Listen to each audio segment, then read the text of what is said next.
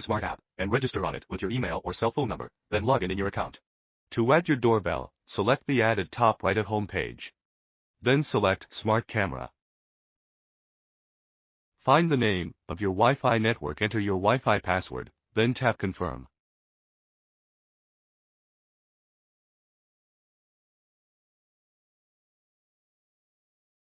Tap Continue. Use the doorbell to scan the QR code on your mobile phone. After you hear a prompt sound, tap I heard a prompt. Once the doorbell has connected to your Wi-Fi, tap Done. Setup is complete. Give it a try and go see the live preview.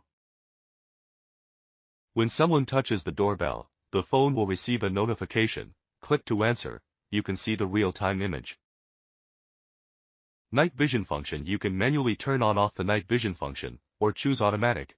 And you can also monitor the screen in real time, and 24-hour detection function to escort your safety.